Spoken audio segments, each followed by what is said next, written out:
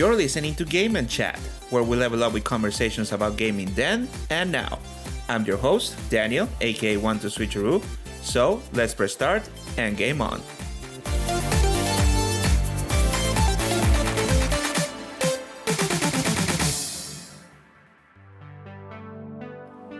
Welcome everyone to another episode of Game and Chat, streamed directly to your favorite podcast platform. Be sure to like, subscribe, follow, or all of the above to support the cause.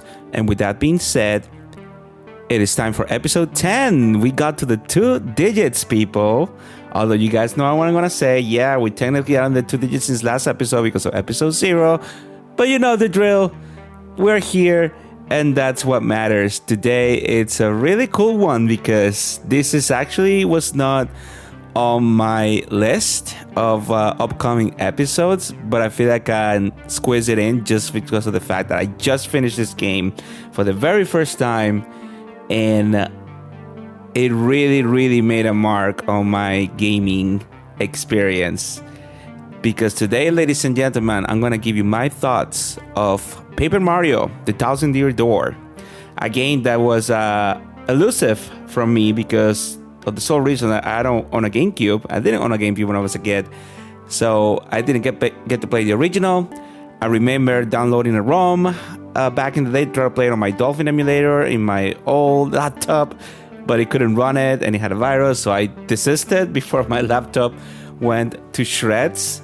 So thank you, Nintendo, for actually taking the clamor of the people and releasing this on the Switch and introducing it to a brand new generation and those of the old generation like me that didn't have the chance to experience this game from the very first time. Game developed by the Intelligent Systems, director Ryota Kawari, Ryoichi Kidanishi, and of course the one and only Shigeru Miyamoto, always behind Mario's adventures. And I have to say, spoiler alert, amazing, and it was just an experience that I still cannot believe I waited so long to actually play, because now I get it, people. I get it. I finally get it. I get the comments. I get the clamoring for this game being such on the top, on the peak of Paper Mario RPGs and RPGs in general, I would dare to say. I finally get why the dialogue is so memorable. I finally get why the music is really good too. I finally get everything. And for someone that was going into this game, and you know, I truly enjoy Origami King, you know, like I really enjoy Origami King. I think Origami King deserved it's getting a lot of hate that it shouldn't, just because of the fact that it's the part of traditional what Paper Mario used to be. And you know, with the past iterations that we have from Paper Mario, especially Color Splash, the one on the Wii U that was a fiasco for what I understand, it was just sort of like, okay, I mean, might as well take the word and see why Paper Mario The Thousand Year Door, it's so clamor. I mean, there couldn't be so much difference, right? I think people are just overreacting. My God, I was wrong. I was very wrong with that statement, because this game really pushed the boundaries, not only back in the day with all the dialogue and the gameplay and the music and everything that makes this game so special, but even today, the fact that it aged like fine wine, and with this fresh coat of paint that we got on the Nintendo Switch, is, for what I've seen, the ultimate experience to experience this game. And it has been such an special experience. I keep saying experience, but that's the only word that comes to my mind, from beginning to end. So we're going to talk about it, people, and like I said, I finally get it, and I cannot wait to share my thoughts. But first and foremost, of course, thank you everybody who has listened to the episode so far. Last week we had the Final Fantasy X episode for the 23rd anniversary. It's doing really good. Thank you very much for everyone who has listened so far. Really appreciate your support on my endeavors. And without further ado, we're gonna take a trip back to Rogueport and all its vicinities on what it's like to be the best Paper Mario RPG game in gaming. And definitely for me, it's one of the top 10 RPGs in general of all time. So sit back, people, grab your cup of coffee, you know the drill, and let's enjoy this episode of Game and Chat, episode 10, Paper Mario: The Thousand Year Door. I get it now. And of course, we have to say of course first, right?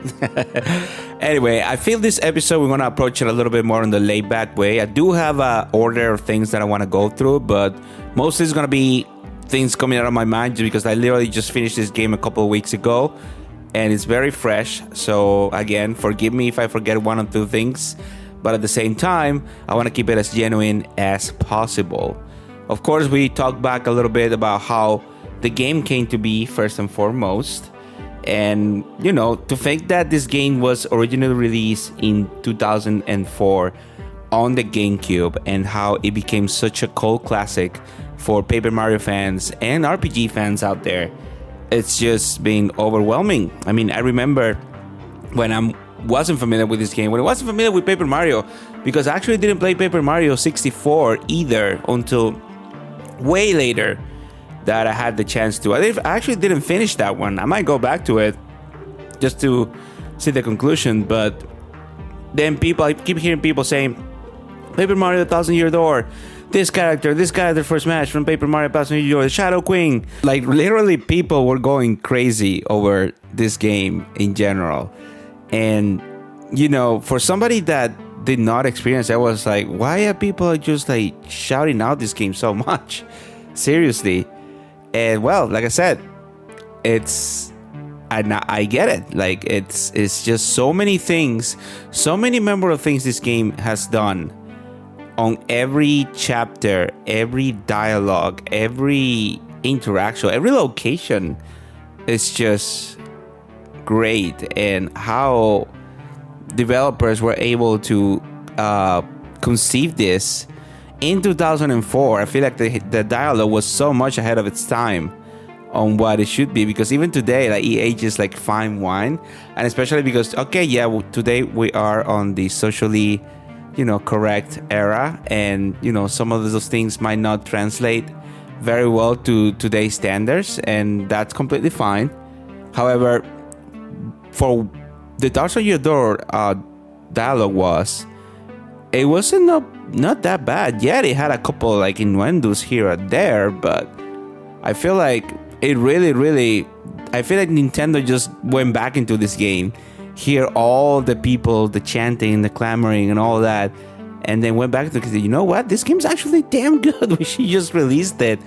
And, you know, to think that, almost 20 years later, almost 20 years later, we got this game back in our screens for people to experience what are the glory years of Paper Mario were in today's standards. And it was just a wonderful experience from start to finish. And I cannot thank enough to all the developers on Intelligent Systems who were behind this masterpiece to really put their heart and souls and give it this fresh coat of paint and make the Switch version, the definitive version, to experience it. And this is just, like I said, it was a thing. It's a thing when a game makes you like return, not only for like the gameplay itself, but for the story. I found myself going to bed playing Paper Mario: The Thousand Year Door, waiting for my husband to fall asleep and play for like an extra hour just to see what was going on in the story and see where they were gonna take me next. But not only that, also like the characters, just taking the time to hear everybody speak or read what they were saying, like the citizens of Rogueport, the people on the Glitzville where the wrestling tournament takes place, the one on the Terror Town, I forgot the name right now, the one that they turn into pigs. just everywhere. Literally, it's every location in this game has such a memorable moments, and you can tell that everybody that worked in this had a lot of fun developing its world, its characters, its plot, everything around it. It was just amazing, and it's something that really is gonna stuck with me from now on. And I'm gonna look back into this game and, you know, maybe even play it again at some point, because yes, I finished the main story, but I'm no far from done from side quests and all that, and I kind of wait just to like get into it, because not only the story is great, but the combat system is actually amazing too, and all those like side storylines that you want to see fulfill. It's just amazing from start to end. Amazing 1,000 years later. And you know, to start things up with the story, I mean, just the plot itself, how it begins with Princess Peach happened to be by herself in this very shady town called Rogueport, and how she ends up getting this treasure from this merchant.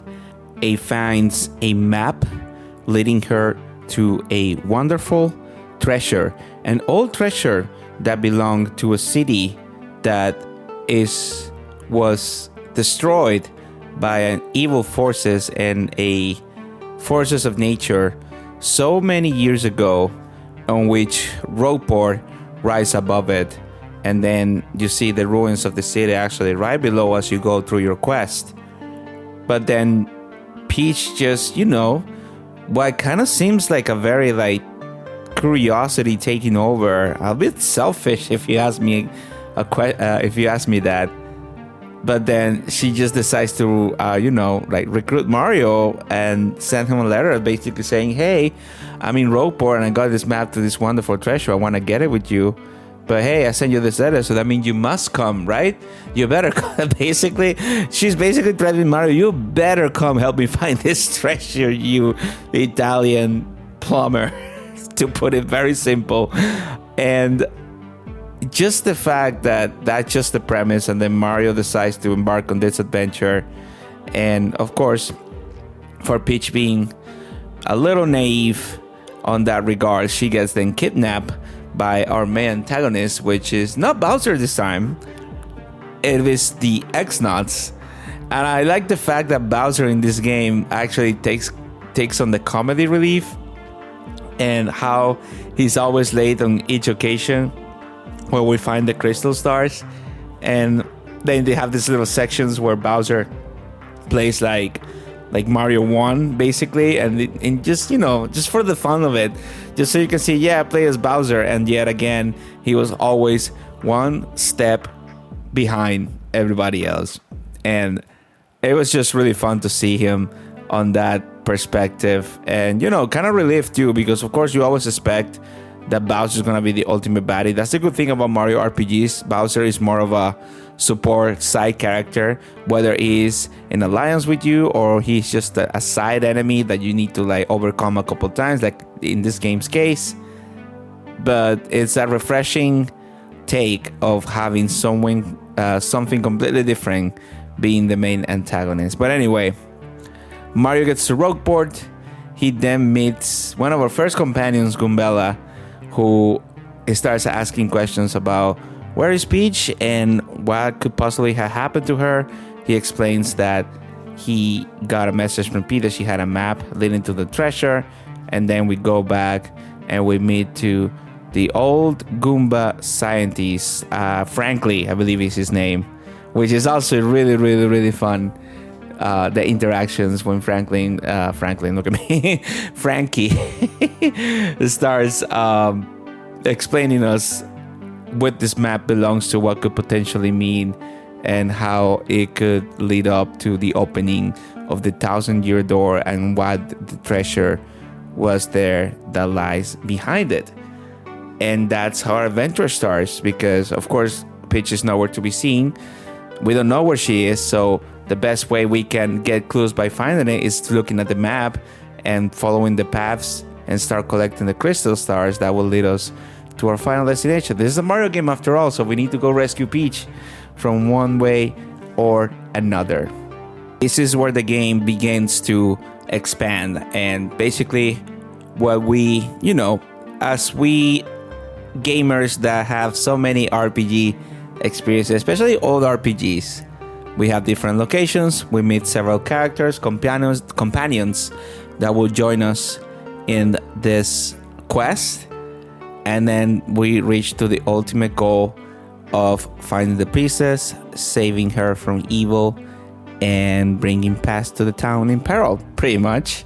Not without its proper plot twist, though. I feel like this game has really, really good plots and things going for it that it's worth mentioning. And that's where we're gonna focus next right now, because I feel like the characters, the roster of characters in this game is just amazing. And we want to try to go in order of how we found it.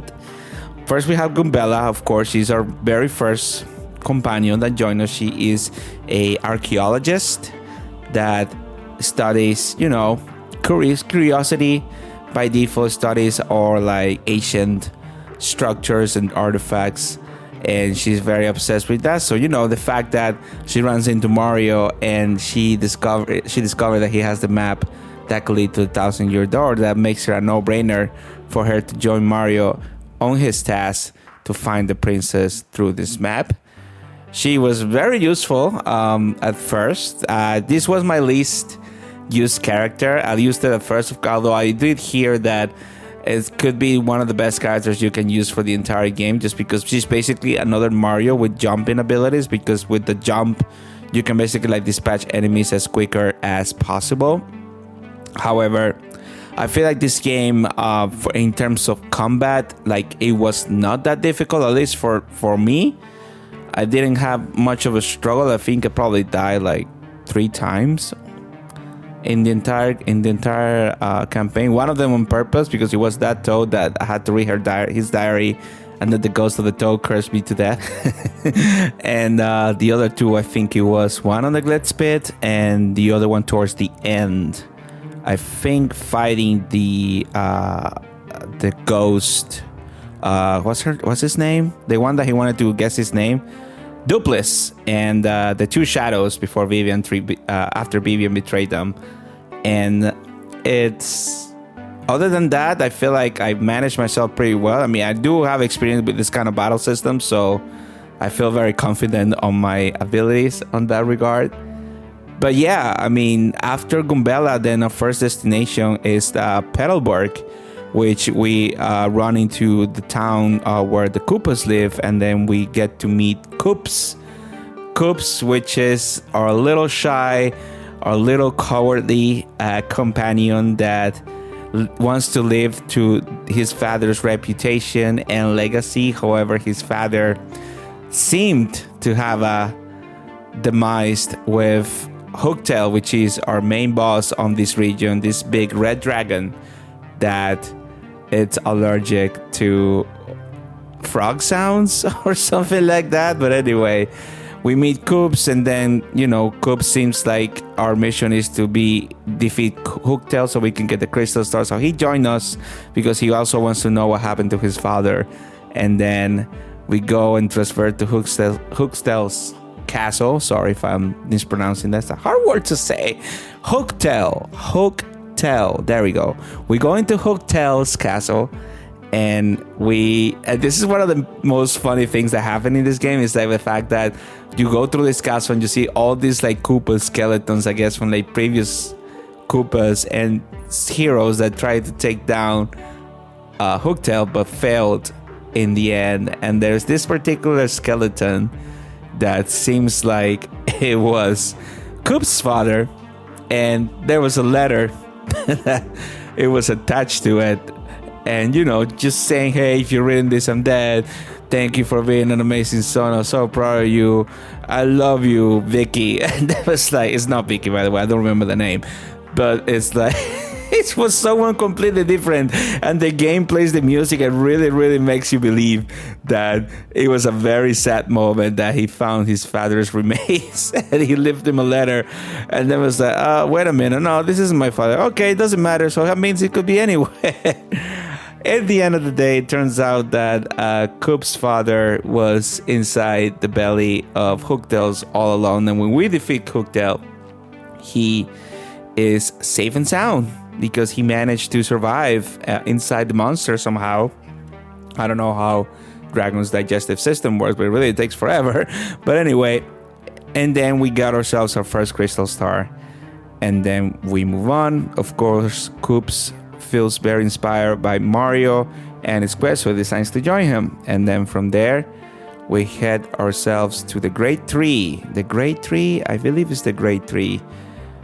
I don't recall the area. Let me see real quick on my note. The Great Bogley Tree, which is where... Yeah, no, the Great Tree. I was right. Okay, so the Great Tree, you know, that's where we find ourselves a little ponies, which is this little creatures that look like a little snail, that they're very nice, and they live on this great tree where we find ourselves with the second Crystal Star, which turns out to be to the bottom of the tree, although we climb ourselves all the way to the top first. But then there's this issue that you can open the door of the tree, and you need yourself the help of Madame Flurry, which is our second companion, and then we get to go and meet her all the way in the depths of the woods where her house is, and how she is shy, not shy, I would say she's embarrassed that she lost her necklace, and she didn't want it to come out unless her necklace was retrieved. And once you get it, then you get all this, all this, you know, like romantic, seductive music, like bada bing, bada boom, here comes the hot girl. And then she comes and, yeah, Madame Flurry in all her big glory. And, you know, this is where I kind of get like this is like kind of like that bada boom moment, like all the cartoons where you have this like big voluptuous woman, if you want to call it that way. So I think Madame Flurry was going for that approach, and then how she just, you know, really stands out, let's put it that way. And how then in the end she thanks Mario by giving him a huge smooch to the point that he knocks him down. And then she finally joins our quest in order to help the Punies to get their tree back from the X-Nauts, which they were there taking over since they had a hint that the Crystal Star was there. And then in the end of the day, we find ourselves saving the day and getting the second Crystal Star with the help of the Punies, and all that side quest of having the 100 Punies and then going them over the pit. And then if you lose one, you need to go all the way back and get them, because you need all 100 Punies to follow you. And that is a little exhausting, but rewarding nonetheless. Then after we retrieve the second Crystal Star, we get to go to Glitzville, this amazing city in the sky, very famous for its wrestlers and how wrestling is basically the main attraction of this area. And this is one of my favorite parts of the game, because first of all, we get our favorite companion, which is this baby Yoshi. I got the green one, by the way. I don't know how the odds work. I just happened to got the green one. And you know what? That's the one I wanted, because at the end of the day, OG Yoshi will always be green. Although I like red and black a lot too. But anyway, we get to Glitzville. And this is where my favorite part of the game takes place, because then Mario seems to be wrapped up on this wrestling match that he needs to sign up in order to discover what's going on, because there's really nothing else to do in here. And then he walks and works himself to get to the top of the ranks as the Great Gonzalez. And if I knew this was a Mario's nickname back in the day, I would have just called it the Great Gonzalez. And he's always going to be the Great Gonzalez for me going forward, because it really hits close to home. Latino here, Gonzalez, all that jazz. But anyway, so fun that they call him the Great Gonzalez, and how that just sticks on going forward. And we work ourselves through all the tournament, and then we find ourselves in the final match to be the champion against the big bird yellow guy that I forgot his name right now. And again, I think I finished that battle in like 5 minutes. It didn't took me that long, probably. Yeah, it wasn't anticlimactic, but the battle that came after, when the plot twist comes in and you discover who's really behind the whole tournament fiasco, and how the crystal star on the bell was a fake, and who had it in the end, which was the Mr. Referee himself, with the help of Jolene. And we managed to get this guy that really just starts just taking steroids, and he's basically just a representation of the abuse of performance enhancing substances. This battle was actually a little tricky. I was about to die, but I managed to clinch it in the end, right before the final blow. And then we get ourselves a hold of the second crystal star, and then we discover that Jolene's brother, which is the Prince Mush, there we go. He was actually a victim, and all the fight of one of the fighters that were missing from the tournament. After winning the tournament, this guy was just disappearing them, to the point that I actually just remember he is now the champion of the Glitzville, and I heard it's a very, very, very tough battle. So I might actually go back and try that out, because I know it's gonna be fun to attempt, at least. Hopefully the reward is just as good as the victory. After we're done with Glitzville, I believe our next town is the Twilight Town, if I'm not mistaken. This is where we go, and then we realize that we're going. Well, first of all, the fact that we need like a paper with our name on it in order to traverse through the pipe, and you get this from this guy looking very fishy on the east side of Rockport, and how he say, "Why you want to go to Twilight Town? You're crazy." Okay, whatever. I'll give you the access to. And then this is another part of the game that it's very memorable for me. And it's the fact that you get to this town, you look at all these people, like the design is kind of like somber, a bit depressing, to be concerned. And then you start to talk to random people, and then this like bell starts like ringing, and then they turn into a pig. Turns out the town is on a course right now, made by Duplis, which we're gonna run into eventually. That every time he rings the bell, a citizen of the town turns into pigs. And I will never forget this image of there's this lady with the 4 kids in one of the houses, and how she's struggling. The kids are hungry, and she asks us for, hey, I'm hungry, can you please provide me with some food? So you give her a mushroom, and she seems very happy. And she's gonna give it to her children, and then he starts saying, "Hey, what's your name, by the way?" And then I don't know, out of nowhere, the bell chimes, and she turns into a pig, and then the kids start crying in front. It was so painful. Oh my god, that was so bad.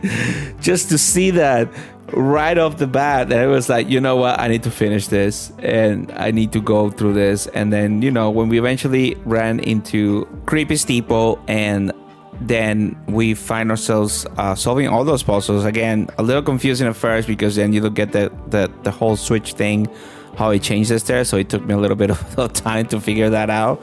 I know it might sound afterwards like that, it was just obvious, but it's just how it is sometimes in these games. You get stuck, and then if you were just lingering around way too long, in the main hall where the bulls are, they will just kick you out and send you back and start over.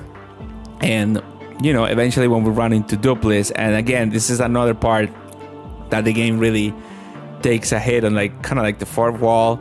And there's a lot of fourth wall breakings here, which I really love, especially coming from Frankly, when he explains. But sometimes we'll look into the screen and say, "Hey, you on the screen, I know you're busy, I know you're not looking, pay attention, this is very important."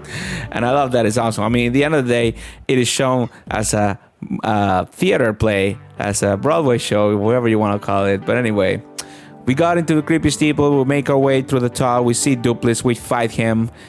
Seems like a very easy fight. We defeat him, and we get the crystal star. But something's different. Mario looks a little odd. And it turns out that at some point during the fight, Dupless took Mario's appearance and put Mario into the shadows, made him look like a shadowy creature. And then your companions followed Dupless as Mario because they keep thinking it's Mario. We could have been the perfect plan of just taking its name and just be done with it. And then we find ourselves like we don't know what to do. Like we lost our companions, and then we have to go back to town. And then we go through the whole sequence where Belden and her sister, which I don't remember her name, keeps blaming Vivian. And this is kind of hard to see too, because a lot of us were bullied back in the day, and how this can be very relatable, that no matter how well or bad things, we always gonna hear from that person that is always picking on you, and that's what always makes you feel bad. So I really, really feel bad for Vivian and all that she endured with the mistreatment of her sisters. But in the end, she again screws up, quote unquote, and then Beldam and the other one, I don't remember, leave her behind, finding this bomb that was supposed to be working. But then we run into Vivian, and then we help her find the bomb. And just doing that makes her realize that you are treating me much more better than my sisters. So she decided to join us, and then eventually, when we use her abilities, we make our way back to Creepy Steeple to fight Dupless once again, to find out Dupless's name first, I should say. Then we go back, we take his name, he runs away, we follow him back to Creepy Steepletop, and how Vivian then realizes that the shadow she was helping out was actually Mario, and then she has a little bit of a conflict. But then at the end, she realizes mid-battle, where we're in trouble, I'm sorry, sister, but Mario is the one that's been treating me nice, so I'm going to join him in the fight. And then she joins us. It is very, very nice. What is nicer, though, is the fact that we get to fight Dupless as Mario, so he has all of our abilities and all of our companions, because they still believe that they're helping Mario. So you find yourself on the conundrum of fighting your companions, and they will go one by one until they get defeated. Goombella, Flurry, Koops, Yoshi. I mean, in the end of the day, in order to avoid the fight, just focus your damage on Dupless and you should be okay. You don't have to fight all of the characters. I mean, I would say, from my experience, don't let it get to Flurry or Yoshi, because those are gonna pack a punch and make things a little difficult. So I managed to defeat Dupless while in between Goombella and Koops, and then we get our body back, our personality, our voice, as I like to say it, and then we defeat Dupless, which ends up running away and then joining Beldam and the X-Nauts later on. And then Vivian decides to go with us instead of her sisters, which is amazing. After that, the next destination is actually in the coast, which is on Keyhole Key, an island outside and very far from the mainland, and how we find ourselves in order to get a boat and find ourselves a way to get there. Then we run into the boat where we meet Flavio and then eventually Admiral Bovary. This is another fun part of, sad and fun of the story. We'll start with the sad part first. Admiral Bovary, a very old school Bobon that loves navigating and sea shantying and just going all the way across the land with her wife. On one of those days, her wife fell ill and died, straight up, dying in a Mario game. Who would have thought? And what made him very traumatic, because he was on a mission why that happened, and she basically didn't see his wife died, which made him very regretful and very, very close now to the fact that he doesn't want to go to the sea again, because it will only remind him of why did he leave and left her wife died by herself. In the end of the day, we're able to get a letter from the bartender on Rockport for him to read, which gives him the kick to, it was her wife basically saying, hey, listen, you love the sea. I'm probably dead because you're reading this letter.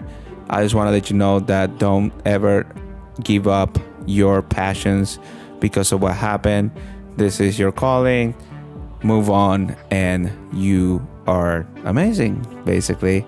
Just to paraphrasing a little bit what he said, but it gives him enough impulse and enough motivation to join Mario and be the captain of the ship and lead the way to Keyhole Key, which this leads to one of the actually a little bit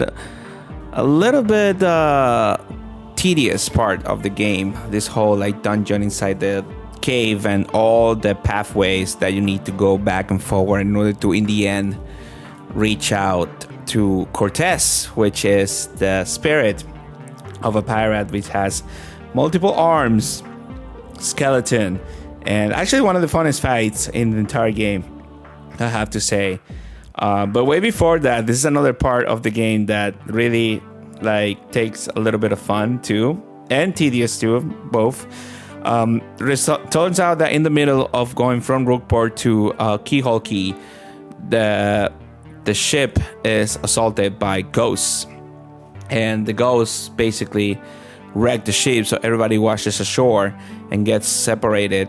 Mario then decides to look for Bobbery, which got separated from the group, and then he finds himself surrounded by creatures, and he's being hurt and damaged to the point that he asks us to leave so he can deal with the people. And then in the end, when we go back and try to help him, he looks very, very bad shape, and he basically just assumed that this is going to be the end, but he cannot go before drinking a cola, apparently, that remind him of his wife. So we go back all the way where camping is, where we wash ashore to talk to Flavio and get this cola, and then we go back to Bobbery. Yeah, backtracking. There's a lot of backtracking in this game. And we give it to him, and then he's at peace, and you see how his little wheel, the one that you use to drive the boat, I don't know how you call it exactly, stops, and he's like, oh my god, he actually died. Mario character actually died in front of our eyes, but turns out he was just sleeping. And again, the music is like very, very like melancholic, and then it's like this game, I swear to God, like they weren't afraid for doing all those things. I'll tell you that right now. And in the end of the day, he just needed the cola to heal himself, and then he ends up with full of energy and joining the party permanently. After that, we do all that stuff inside the cave. We solve the puzzle to get into. We go back and forward. We learn the little boat ability. And we finally find ourselves with Cortez. We defeat him, and we get a hold of the 5th crystal star, which, on a very funny matter, the only reason Cortez is fighting us is because we want to take his treasure, the gold and jewelry, which every normal person would do anyway. But then when he finds out, it's like, oh, you just won the star? Oh, dude, we didn't have to do all of this. Yeah, take it, whatever. It's just nothing. And then he basically is going to be our method of transport going forward if we want to go to Keyhole Key and all that. Turns out a very friendly guy. But anyway, our 5th crystal star is ours, and then we move on to the next task. And moving on, we are to our 3-day trip, trying to get to the Parsley Sanctum, where the other crystal star is. We find ourselves going to Parsley Heights through the XS Express. All that sequence again with Don Pianta. Oh, by the way, I didn't talk about Don Pianta. There's so many things. Don Pianta, that whole thing. It's just really, really cool how in the very beginning you are talking and you are Peach while talking to the merchant about the treasure, and you see this guy getting beat up in the background by 2 Piantas on glasses, and then at the end it says, Don Pianta sends his regards. It's just like all the things that happen in the background, even while you are talking with the main plot. It's just amazing. There's always a way to look at. But anyway, we helped Don Pianta. He's feeling ill. He wanted to see his daughter and his son-in-law, I would say, that he used to be part of the Pianta Mafia, and he fell in love with her daughter and they ran away. So Mario manages to convince them to go back and see his father, who could be potentially dying. There's a lot of like fake dying in this game. All they needed was just a little their favors done, and then they would just stop pretending or exaggerating their issues. But anyway, we get our tickets to the XS Express, and then we are on this train, and then we run into Pennington, which is not a permanent companion per se, but it's our companion during this task specifically, and all his inaccuracies and his stupid assumptions, as he claims to be a world famous detective with getting everything all wrong. And then we find ourselves on this mystery on the train on who is causing havoc in the train, basically. And then we ended up finding out that one of the people in the train was actually an ex-Naut on disguise, or that was Duplice. I'm sorry, it was Duplice actually using their abilities, because he would join the ex-Nauts to pursue and, you know, be done with Mario once and for all. After all that sequence is done, then we find ourselves in Parsley Heights. We get to the Sanctum, and we finally get our 6th Crystal Star, just like that. This mission in particular was a little, you know, straightforward.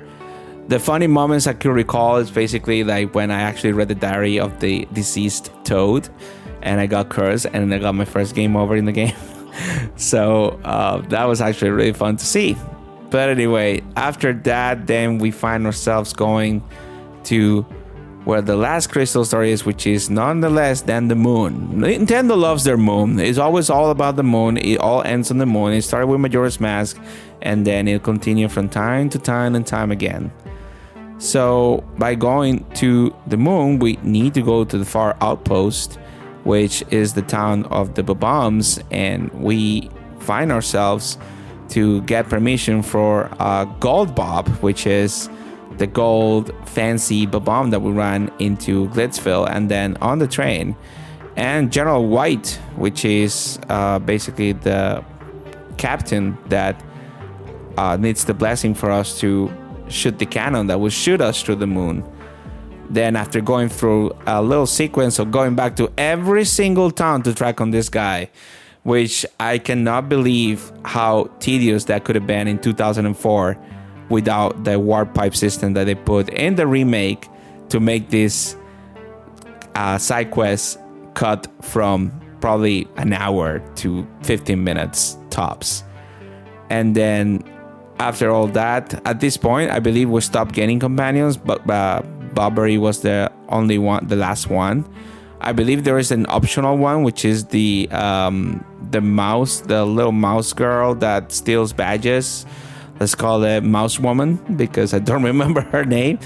And but again, I did read that she's the least useful of the bunch, so she's kind of an optional kind of situation. But anyway, we got our permission for General White. We found Gold Bob, and gave us the permit to launch ourselves to the moon.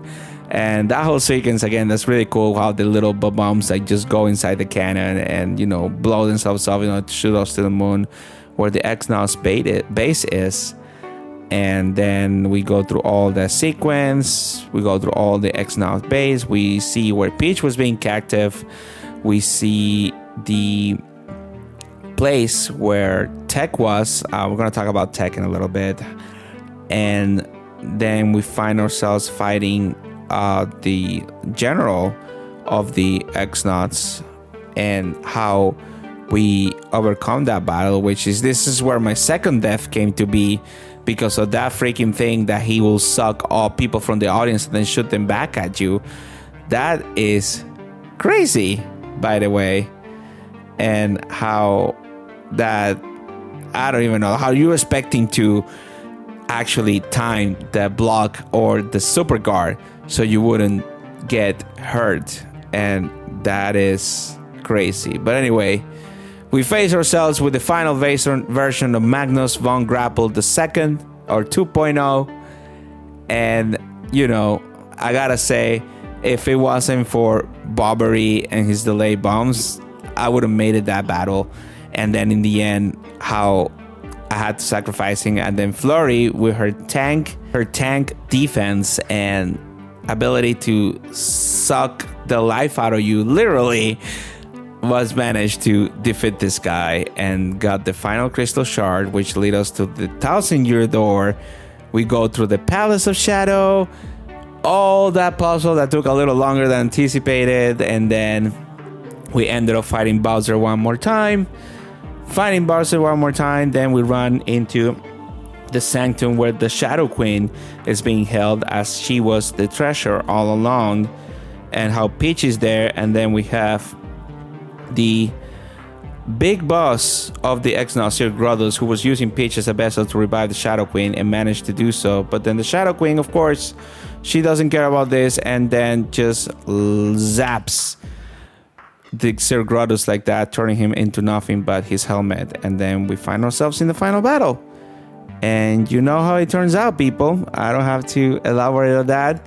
We struggle first, then the power of friendship through the Crystal Star shines through us. Now it turns out we can eliminate the Shadow Queen and then release Peach from her prison.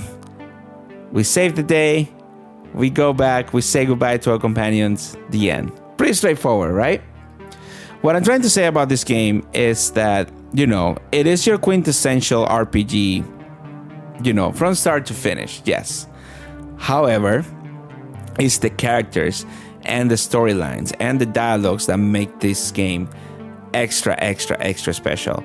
And one thing that I'm gonna point out is the side story here with Peach. So every time we clear a chapter in the game, we get a little glimpse of what Peach is doing, and then we realize that we are in captivity, but at the same time we are being allowed to walk around by some entity. The first time this happens, of course, Peach is like, hey, the door is opening, like, why I'm not being like, you know, not Zell or something. Then she runs off and runs into this computer room and meets Tech. Tech is a computer, a supercomputer developed by the X-Nauts in order for them to help them to locate the crystal stars. However, this computer was developing a conscience. It was developing a personality. It's pretty much a prediction of what AI is becoming or is about to become today.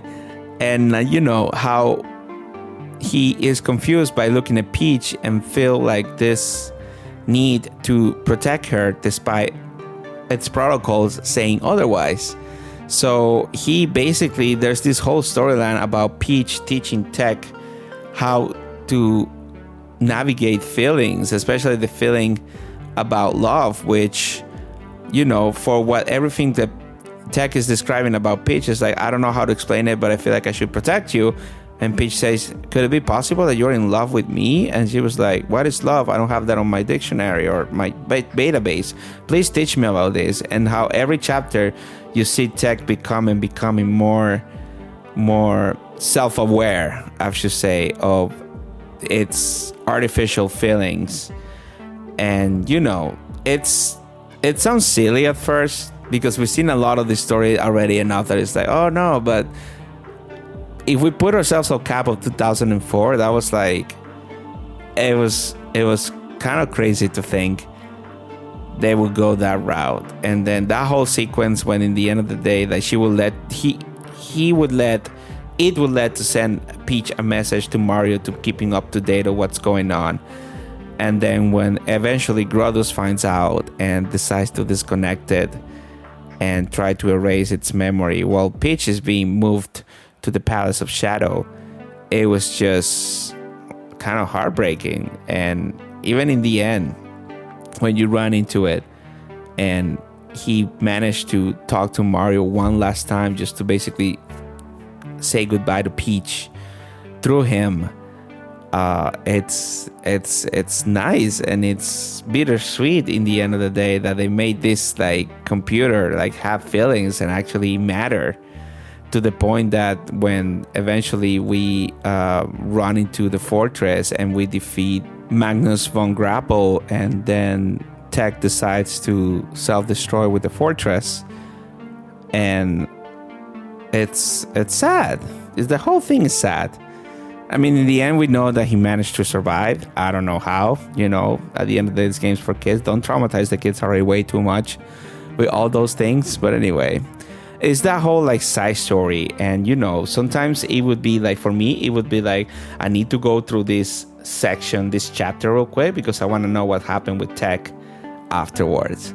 And then after that, then we got the little sequence with Bowser that we talked about earlier, and how he like moves around and like is late for everything. Like I said, he's the comedic relief of this game, and I love it. I love that to bits, to the point that I made me feel bad for the guy at some point. But yeah, it's pretty much whole Paper Mario plot resume in 40 minutes that we have so far recording. But it's just like I said, I'm not even done with other things that you see throughout the game, all the side quests, all other little like snippets and interactions, which we're going to talk about in a little bit. But the fact that this game is just so alive, and all the characters have like this like personalities, and they're not just NPCs. Again, we touched this on other games in other episodes. It's like how Nintendo are able to give characters a lot of like personality, and even characters that have nothing to do with the plot, yet you remember them even more so than some of the main characters in the entire game. And once you're able to achieve that basically made all the environment relevant, you got yourself a masterpiece. And I believe that Paper Mario, the 1,000-Year Door, is a full-blown paper masterpiece. And now, before we wrap up, we have to talk about the key features of the game, of course. I feel like the story is the star of the show, so we got that out of the way. But now let's do a quick summary of what other things that make this game very special. Of course, we're going to talk about its gameplay first and foremost. Again, that formula that made Paper Mario what it is today. And it might have got a little bit lost in translation on the latest iteration since the Wii era. But just to talk about the turn-based combat, how it evolved from the first Paper Mario on the 64 to incorporate so many intricacies now that makes it even more interactive, especially enhanced now with the remaster version. Of course, we're talking about the turn-based combat with action commands, which basically what it does is that you need to, as you execute a command, you need to press or do a certain action in order to make the move more effective. Like when you're jumping, if you press A right before stomping on the guy, you get a little bit of extra damage. You can actually do a second jump. And so many like button sequences, and depending on the abilities that you're using, just makes the combat so much interactive. And it's not like probably like all Pokemon games that you would just like sit down like mindlessly press A on Earthquake and sweep through the entire league by using Earthquake. Like here is actually you need to be on top of your game. You need to keep yourself like eyes focused on the screen the whole time because of this fact. And so people might like the more lax thing about Pokemon that we just talked about. But if you make combat this engaging, then you actually get the attention because you won't be losing focus on the entire game. And this only gets enhanced and amazingly well done with the badge system. Which now that I play Mario Wonder, I see where the inspiration came from and how this is able to customize Mario's abilities and stats to your liking. And again, it lets you experience the game in a whole different way. A few examples, like you have the P down, D up, which will lower your attack but increase your defense. There's a badge that does vice versa. There's ones that will increase your HP by 5, or your defense by 5, or your flower points, which is the one that lets you your abilities by 5. That way, every time you level up, you can actually distribute your points equally, or if you want to focus on getting more flower points, you can do more movesets and then rely on the badges to get more HP. You can do that, and all the badges and all the combinations you can make to experience the game so different ways. It is genius. It is not just the action commands. It is not just the turn-based, this move does more damage, etc. You can actually enhance, and you can see like badge combinations online of people that have made, and how crazy they can go with doing Mario's damage. There's one that they call like Danger Mario, which I believe is like they just reduce Mario's HP to 5, and they just equip a lot of the, when you have 5 HP or less, then your power doubles, things like that. And you see just making just a regular jump makes like a 40 points damage, and that's just crazy. And besides that, there's another comedy of the game that I really like, which is the paper abilities. More so on how you get them. You run into this like black chest, sentient chest on the overworld that will like beg to like get to like release them because they're trapped and they need to be opened. And then there's this entity that will say, ha ha ha, now you're cursed. You would think that this is a good thing for you, but you are cursed and you're gonna suffer for life. And turns out he gives you an ability to fly across the stage with the paper plane. And it just gets funny for them, because the one thing that is very, very good about this game is like the more you advance, the more like the game becomes self-aware and the player becomes self-aware, to the point when you find like the 4th or 5th ability, then Mario, the guy just says, yeah, no, just release me. It's like Mario says, yeah, I know you're evil. I know you're just going to give me an ability. Oh, okay. No, but how dare you? Like, I'm helping you. I don't want to curse you.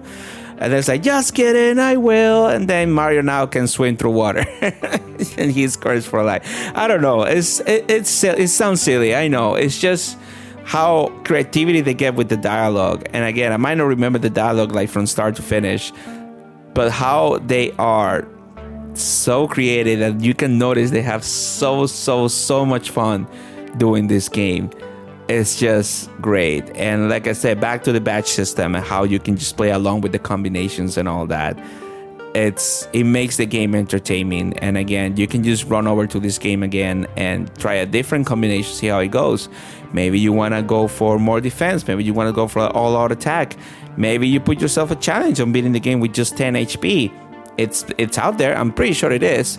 So many intricacies that make the battle system and the leveling very, very special, especially with all the additions and new additions that they added on the remake. Of course, we cannot stop talking about the game without art style and music. Of course, the art style is very nice because, back in the day when it released in 2004, our first reference was the first Paper Mario on the 64. That kind of has like an old filter to it, and then this is very vibrant on the GameCube, and then the paper-like aspects has like a more like a 3D that you feel like you can touch, man. And this only looks even much beautiful on this remake version that was made for the Switch. How the vibrant colors and the enhancements on the characters, sprites, and all that just makes this game pop amazingly. The music, once again, music is what makes this game also very special. Lot of good tracks. Love the Twilight Town theme and the battle theme from Twilight Town. Love the final boss, how they really raise the stakes with the choir playing in the background as you fight the Shadow Queen. And the first Pedalboard and Rogueport, I mean, those are in Smash Rogueport theme, which are now I know I got the actual reference of where that track is coming from, which is awesome. But again, another game with an amazing soundtrack. You guys are gonna hate me for this. I think I like Origami King more. I think the soundtrack of Origami King is awesome, and it goes really hard. but this one is right behind it. And I have to give points to Origami King because it's a good looking game. It's a very good looking game. Yes, Paper Mario the Thousand Year Door is much better, and like I said, I get it, I understand it. You guys are absolutely right, but don't throw rocks at Origami King for the few things that it did right. The soundtrack was amazing. I have some of them on my playlist rotation because they're so freaking good. And from Thousand Year Door, I mean, it just adds more to the mix, and it's just amazing from start to finish. But anyway, back to the last subject here and how we started this podcast and how I started from not knowing anything about this game other than Paper Mario and Peach and Bowser. And yeah, I've seen sprites of the characters before, but I didn't have any sort of familiarity. And now, after I played it, I feel like each of one of these characters, main characters, companions, and some of the side characters, they deserve their own amiibo, my friend. Nintendo, you are losing money. You can just release an amiibo of a flat Paper Mario of all these characters. They will sell like pancakes. So, Nintendo, if you need a marketing strategist, and can learn a course for that. So give me a call if you got ideas on how to make more money. Maybe in 2 months when I get my certificate. But anyway, this is a game that it deserved all the love then, and it deserves much more love now and 1,000 years from now later. This definitely is gonna be something that I will remember, and I will go back a few months, maybe a year later. I will replay it just because it's a fun time. It's a fun dialogue, and it makes me cackle going back and reminiscing all the things that I played and I experienced with this game. Really makes me smile, and it really deserves its spot on the masterpiece of Nintendo games in all its career. And I cannot wait if a new iteration's coming up, and if they take this formula that they revised and revitalized by bringing this back to the Switch and all the reception that it got, we can only hope that the future of Paper Mario is nothing but greater and better than ever. And with that, we reach the end of the episode. Thank you so much, everybody. This, again, has been an amazing game that I experienced recently, and I had to squeeze it in because it was just that good. And I get it. I've been saying this throughout the podcast. I get it now, people. I'm one of you. You guys turned me into a Paper Mario the Thousand Year Door fan, and I'm so happy that it turned out that way.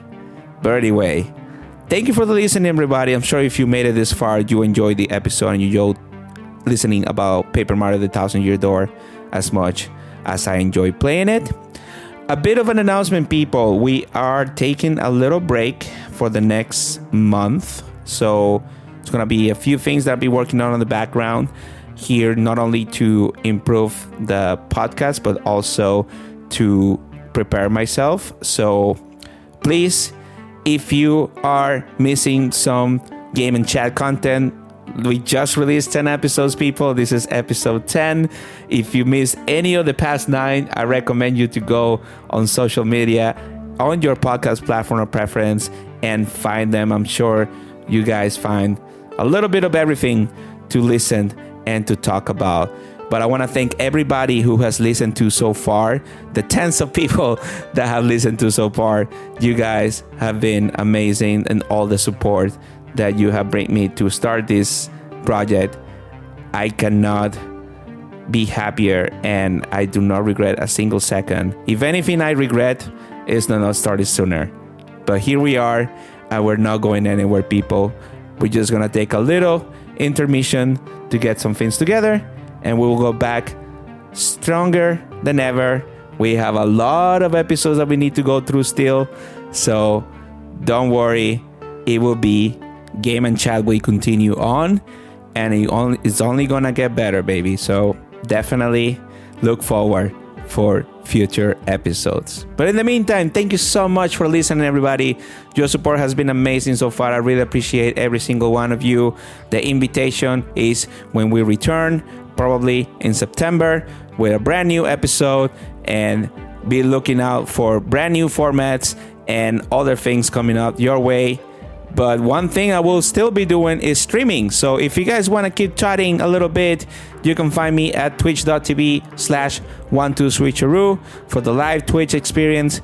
We're streaming once or twice every week.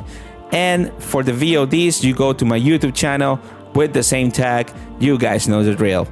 Thank you so much for listening, everybody. I hope you have a wonderful rest of your day. Stay safe out there. Take care of each other. Respect each other. Be kind. Take care. This is Daniel, a.k.a. 12switcheroo, signing off. Game on.